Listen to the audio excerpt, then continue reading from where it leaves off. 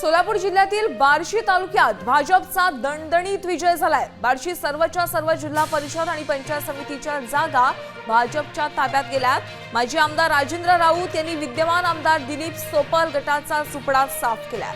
बार्शीतील जिल्हा परिषदेच्या 6 पैकी 6 आणि पंचायत समितीच्या 12 जागांवर भाजपचे उमेदवार विजयी झाले।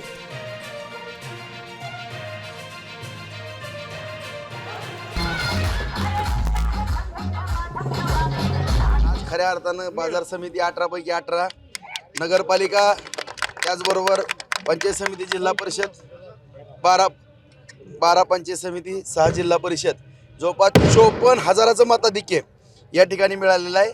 आणि शहरामध्ये सुद्धा 4600 मताचं मताधिक्य, साधारण माझ्या माहितीप्रमाणे 58,500 एवढं मताधिक्य या बार्शी तालुक्यातील जनता जनार्दनानं आदरणीय नरेंद्र मोदी साहेब, आदरणीय देवेंद्र फडणवीस साहेब, जयभाऊ आणि माझ्यासारख्या कार्यकर्त्याकडे माझी आज एक कार्यकर्ता म्हणून माझी निर्दोष मुक्तता केली काय आरोपातून, एवढं मी आज नम्रपणे या जनतेला सांगू इच्छितो।